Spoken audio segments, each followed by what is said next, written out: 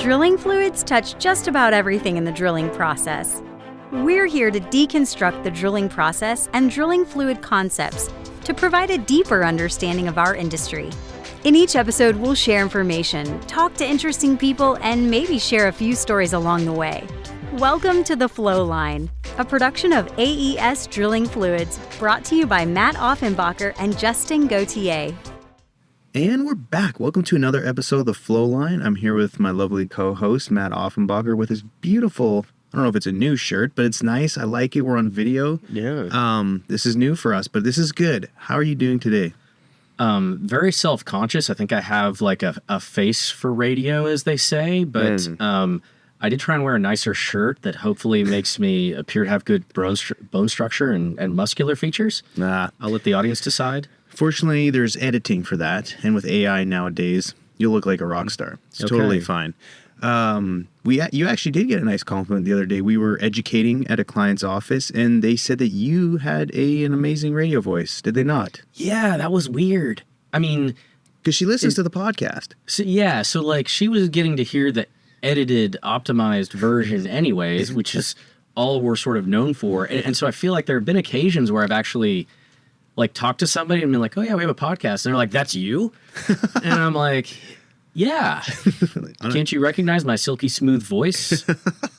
Maybe they're starting to line up. Like maybe I'm learning to project more because I have to speak into a microphone. Right. Yeah. No, it was good though. It's nice, again, when you're educating clients or really anyone for that matter, and there's a bit of, they recognize other things that we're doing. Again, it was fun. So again, thank you for that. And for the audience that's listening in, or I guess watching at this point, again, just like the amount of information that we're continuously putting together to just further educate, I think is good. And so again, kudos to you and the team. We just came out with some tech bites, right? Yeah. That was awesome. So shout out to you and the team, Addie and... Let's go to the fourth wall. So Tom over there behind the camera, he's the brains behind all that. Oh, I love it. Yeah, he sort of digested a tech tip that we done a while ago for the sort of, 30-second, get me quick kind of thing. We will have some full-length tech tips coming out. Those are all in the pipeline. Yeah. So we've got our act together thanks to some great help. And, once again, I'm not supposed to look over there and recognize the guy behind the camera, but hi, Tom. We're breaking all the rules from the get-go with this filming thing, but I'm up for it.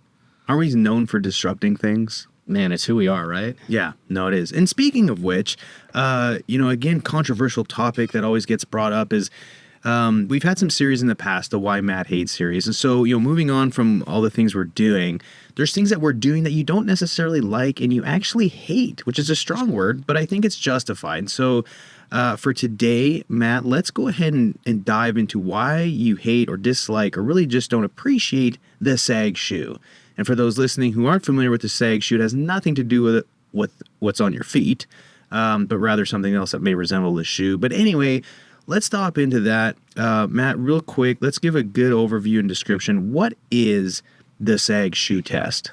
So the sag shoe test, you're taking a sloped piece of plastic and putting it in your heat cup and turning your viscometer. And the idea is that this thing, because it's kind of got a slope to it and you're applying a little bit of shear because your viscometer spinning, is supposed to help you trend the likelihood that your fluid has sag tendencies. So it includes sort of a dynamic component because you're circulating at a relatively slow rate, aka your viscometer spinning at about 100 RPMs, and you've got that slope. So imagine a build angle, like we've talked about sag in the past, where your weight material has sort of a place to avalanche and lay in a little well.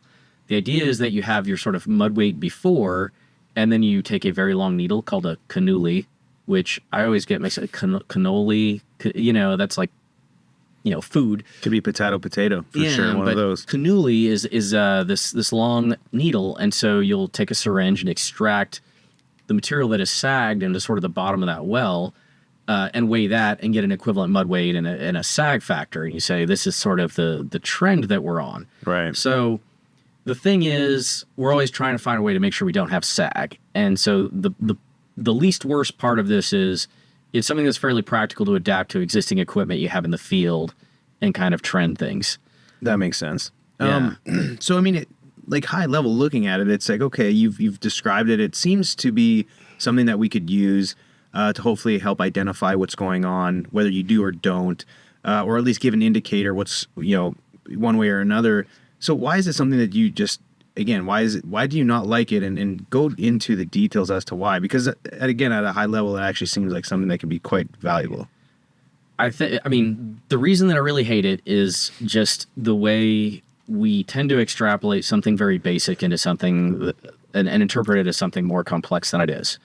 And so you think, look, if I get this delta in weight, and that's a pretty practical way to acquire this data. Mm-hmm. And I wouldn't disagree, except for one of the frustrating things is, of course, you got to heat up this fluid, right? Well, you've got to heat up the fluid with the shoe in it, or and we're thinking about the field, right? So in the lab, I can just throw it in an oven, or I can do whatever, and I can take the fluid, heat it up to temperature, and pour it in the cup and start my test. But normally in the field, we're trying to heat this fluid up, which means we sort of start stirring it, wait for it to get to temperature, and so we're exaggerating all of our data, right? Mm-hmm. Unless the flow line temperature is already hot enough. And so what we find is that, we've already, sometimes the sag tendency looks way worse than it really is, but it's like, well, I had to stir the fluid to get it warm enough, and, kind of here we are. So, there are sort of ways to finagle that, but we've already started off on the wrong foot. Gotcha. And then the other thing you're doing is you're extracting like 10 mils of fluid and weighing that and comparing it to the weight of 10 mils of fluid, which in a lab is fine, right? I have a very precise balance. I can, I've calibrated calibrated glassware, and not that I don't in the field, but I've got a whole variety of it to do my measurements. But I'm asking you to convert 10 mils to, pounds per gallon equivalent.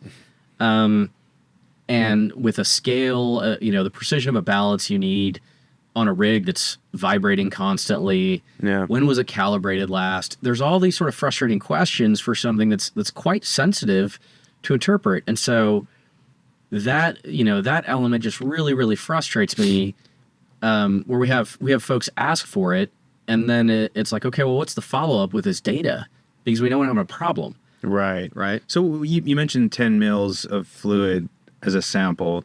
I mean, similar to a retort, you can go 10, 20, 50. I mean, is there scenarios where you would add more to try and get a better representation of the system? I mean 50 mils still is not anything compared to the whole system, but I mean, does that come up, or has it ever been a thing? Well, the problem is you've only got so much size in that cup, and that well is such a small area that if you were to go bigger, you wouldn't get as representative of a sample relative for the intent of the test. We need a bigger shoe.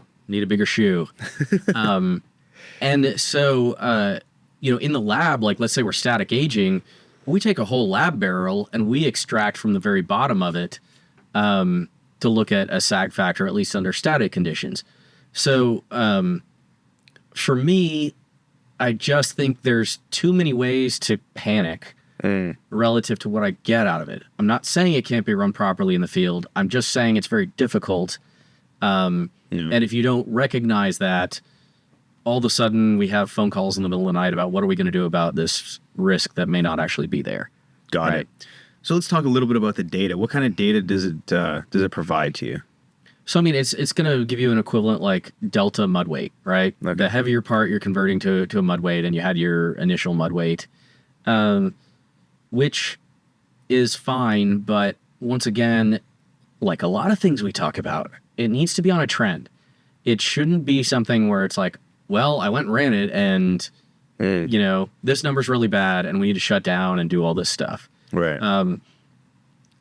We find that normally it's like, wow, this is really deviated from the norm we're used to, and therefore we need to act.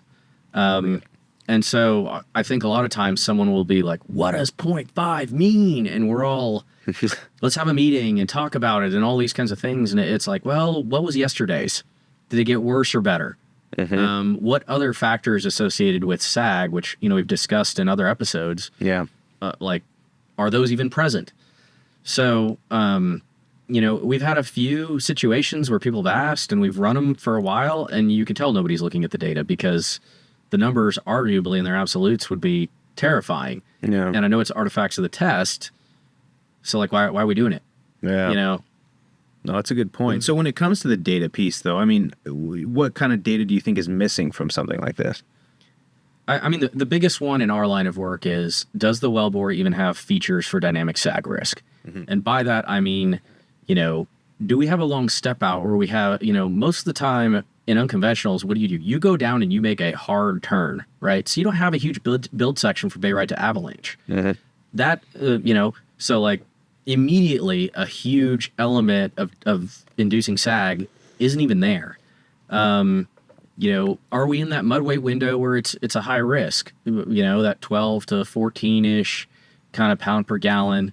You know, are we circulating at very low rates? Right. You know, we've had a number of conversations where it's like, oh, look, you're pumping at 600 GPM at 8.5-inch hole. Like, nothing is sitting still. Right. Your angular velocities are just too high. Yeah.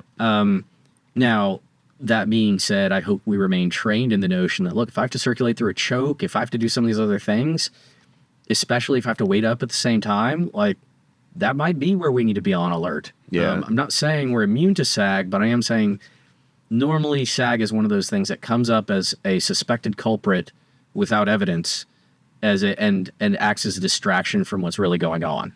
Yeah. So. Got it. So, I mean, what else regarding, well, I understand what you're saying. It obviously has its limitations, but what are some actual reasons that you, if you were out there or we came up against a scenario that you'd actually suggest running this to hopefully qualify what's going on? I think that if you are this would be a scenario base where I'm just trying to convey a message first. So I don't think you need to run it every day. Okay. Look, if you're drilling an S-curve well offshore with like big temperature gradient, like it is a clearly very high sag risk well. Spend the money, get the balance, use this because you don't have anything else. Sure. But add all the extra equipment, do all the resources, and also follow your best drilling practices so that it never happens. But from a sag tendency perspective, I think there's a couple of things. Look, if we're going to make some changes, let's say we have to wait up where we're not able to mix very well, like maybe let's get a trend there just to make sure we're not going to get into trouble. We've encountered some scenarios where they want to thin the mud prior to running casing. And we've discussed that in the past too. If you're going to add a thinner or you're going to aggressively dilute, but you still add some barite, let's do that before TD first off. And let's keep an eye on what we're doing. So it may be a data exhibit to quantify like, hey, things are getting worse. Yeah. Once again, I'm sending you that balance, and I'm not going to let you leave it out there and rust and break and all that. We're gonna be very focused on how we're using this, given our risk profile. Right. But behaviorally, here's normally what happens. Frankly, we have a sag incident, or somebody thinks we had a sag incident. Everybody panics, and so they say we need to run a sag shoot every day, and that's sort of your like basic paperwork response to an incident is, look, I did a thing, right? Yeah. But when really the question is, okay, fluid sag tendency is one thing, but what are the drilling practices that got you there? Because a lot of these incidents are based off of slow circulation, other activities where I want to focus on the behavior that caused it just as much as, yeah, if I need to bump up my rheology or if there's other things to mitigate that risk in concert, absolutely. But just looking at it, I find behaviorally what we do is let's run a sag shoot. That's my move on. And guess what? We don't have sag for a long time because everybody forgets about it. Yeah. No, it's I think you brought up a great point because I've been involved with several incidences where in an unconventional well where you're drilling laterally, your AVs are through the roof. And lo and behold, you run into a scenario where all of a sudden, oh my goodness, we're trying to wait up, we can't. And now we've got all this stuff coming across the shakers and panic, oh my goodness, there's all this, we've got sag, it's coming at us, like what's wrong? And then of course there's all this other, making these other assumptions that I'm not going to get into, but I think it's one thing is to look back at is if you've got access to Pason or any other things, it's like you have to do a full diagnostic of like the drilling practices, the mixing procedures, the properties that you're going to, because every time, and I mean, it's been countless times, but every time that there has been an assumption by someone on the rig that we have sag, it's not actually sag. It's just improper mixing. And not to go into like who and what and why, but again, the reality is it's very difficult to have actual sag in the wells that we're typically drilling, especially in unconventionals, especially with the amount of pump rate. So looking back at like the fundamentals, I think is probably something I think we need to touch on, right? Absolutely. And I think that goes back to, is the root cause, like sag is the problem, or settling, if you will, right? Like let's say it is an issue where material didn't get mixed well enough and it is settling out. Right. And look, sometimes I've seen, if you're on well control, like this is a scary thing. You're circulating through a choke. You're aggressively trying to wait up. It's all fresh barite. You can't circulate very fast. It's hard to mix that aggressively when you have to wait up that much. Depending on your method, you're mixing a larger volume. You're not necessarily, like if you're waiting up the whole system, those are challenges to get a quality fluid ready to go. Yeah. And many of those factors are outside our control. And so, yes, we have to be on the lookout and recognize that risk. But from a mixing perspective, we've talked about this, communicating with the rig crew, where when you say add, 5 sacks an hour, they add 5 sacks and wait an hour. And your version is add 1 sack every 12 minutes, right? Yeah. And so we have certainly seen those miscues with the rig crew where they're, oh my gosh, we got to wait up, hammer with barite. And it's like, wait, we got other things you got a wetting agent and oil. That's counterintuitive, but like you got to add oil to keep this stuff dispersed. And so that overreaction, then what is going on? And it's, wow, we made a situation worse. Yeah. Well, it's, what's funny is even, and kind of adding to that is a lot of times people say, oh, they must have mixed it too fast. And I always kind of laugh because I was a rig hand. I remember, and then again, as a mud engineer too, you witness it, but physically trying to mix something through the hopper that has an orifice or a hole that's, I don't know how many few inches. Like the reality is there's no rig that has a bulk tank with a hose tied into the top of the grating to weight up. Like it all has to go through a hopper. And so for all the mud engineers out there, this might be a good time to say, hey, let's go check the mixing pump. Can we please make sure it's pumping adequately? Hey, let's check all the agitators, because it may have not been a mixing procedure, but there may just be some things on the rig that aren't operating at 100% efficiency, or at least efficient enough to then agitate the fluid before it goes down hole, because you can really only mix so fast. Yeah. You know what I mean? But everything else has to be working in conjunction to make sure that you don't have settling of barite because it's not being agitated properly. And I mean, you and I know, like we found ourselves pre-mixing heavy mud, like pre-blended heavy mud when we know we have to do a big weight up, and just like, hey, I'm gonna use some stuff that's already in much better shape and do a liquid mix instead of just trying to hammer it, from the bulk tanks. Yeah. And then the other thing is, pre-mix pits when we know the mixing system stinks. Yeah. And we're gonna be stressed. And then I think a lot of us, when you think about mixing efficiency, we get used to dealing with what we have. Right. And so a lot of us this is how it is. And I think from the office level, that's one thing that I think our customers are always looking for efficiency and eliminating waste. Like, let's make sure we have that conversation. And if they push back tomorrow, it doesn't mean, wait for a rig move or just, harp on these things where it's like, hey, we're missing out here and there's risk and there's waste. Yeah. And maybe you can get something fixed. A lot of times we've been able to do that by demonstrating some of these issues. Right. So, hey, when you go on a rig move and you empty out the pits and there's mountains of barite in the corners of the tanks, take pictures and say, this is what I'm talking about. Right. I think, and look, that may show that you have a sag-prone fluid if you do a sag shoe test or whatever, that this mixing is bad, but like the resolution has improved the mixing. Right. Yeah. No, and again, not to like steer this down a mixing SOP episode, but I think like they come hand in hand, right? Yeah. So going back to the sag shoe, does it have to be hated? I mean, there's got to be some optimism or some silver lining around this test, because it's been around forever and it's still around. I mean, with some trending, it can be helpful. I think maybe, we got to make these shorts, so why Matt hates the sag shoe. And it could be why Matt hates the sag shoe when the data is not interpreted correctly and measurements are not reliably performed. I mean, that probably doesn't fit in a LinkedIn post. So we had to go short here, but like the test doesn't tell you your behavior and everything. It helps, but it cannot operate on its own.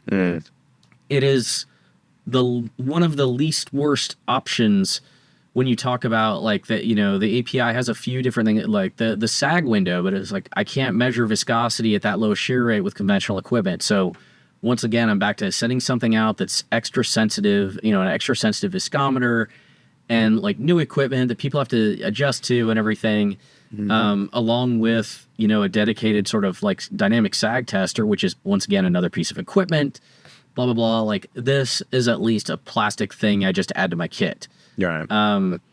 But if we can recognize it as a plastic thing that I stuck in the bottom of a heat cup, I think we can do better than, oh my gosh, I got a 0.7. Now we need to, raise a bunch of alarms. Let's figure out why we have a 0.7. What is it practically? It's not what is wrong with the mud per se. Look, there could be adjustments to the mud, but it could also be, look, we're in a high risk situation here. Let's find out why, what, and so we can adjust fluid properties, but let's keep an eye on our drilling practices. Let's keep an eye on other things that may promote sag. Yeah. So I think that it's not, I hate it, but I don't hate it so much that I wouldn't recommend it under certain circumstances. Yeah. I worry that it's relied upon too heavily in the wrong way. And so I just want us to be careful and recognize it for the sloped piece of plastic it is. No, it's a great way to sum it up. And again, too, is it's like there's behavior around this type of test, especially in an environment where there's high stress and people are freaking out, trying to figure out why you have this stuff coming across the shakers. And so, again, I think a lot of times we get in a panic situation where we don't take a moment to step back and take a deep breath and try and like look at the whole system. And so anytime you have something like that, whether it's you think it's barite coming across or whatever the case is that's happening at the rig, it's always good to take a step back, take a deep breath, look at the entire system as to like, what did we do leading up to this situation? Because a lot of times you can look on Payson and say, oh, there we go. We were circulating at 100 gallons a minute while we were trying to wait up. That probably doesn't help. So again, I think it's try not to panic, use it, understand its limitations, trend it if you have been testing it. And clearly Matt has described the rest of what needs to happen or should happen around the test. Don't throw it in the garbage. It has a purpose, put under these guidelines. With that being said, Matt, any closing last words? I mean, you summed it up quite elegantly, but anything else that popped into your mastermind there? No, nothing popped into the old noggin there while you were talking. I think okay, well, we got a good summary. Let me ask you this. Okay. You seem to hate a lot of different tests, which is okay. Yeah. Which test do you love the most? Love the most. Man, that's a tough one. Maybe that'll be the next episode, folks. We'll find something I tuning in. like. I'm going to have to pause and think for a while. Okay. And then I'll get back to you. Sounds great. Well, with all the listeners out there, really appreciate the support. If you could share this with someone who may be experiencing a saggy shoe. It's not a TikTok dance, although maybe Tom over here can teach us one. Appreciate all the support. If you could subscribe, leave a review. For the listeners out there, it's most important to reach out, ask some questions. If you are a drilling engineer or someone on the operator side, we really encourage you to reach out with some questions. Some of our best episodes come from folks asking some really good questions and things that we may have not touched on, or maybe combining episodes due to whatever it is you have going on your rig. And again, the YouTube channel has a ton of good information. Please connect with us on LinkedIn. The AES page is where all the content comes out from all the stuff that we're putting out for educating, and just some of the great stuff that we're doing within the company organization-wise. We're part of some great programs, helping local communities. Again, just a ton of exciting stuff we're working on. With that said, everyone, be safe out there. Until next time. Take care. Thanks for listening. Please tune in next week for another exciting episode of the Flowline. And remember, may your returns always be full and your trips always smooth. Views expressed in this program belong to participants and not their employees. The program is for informational purposes only and cannot take the place of seeking professional advice. Copyright AES Drilling Fluids.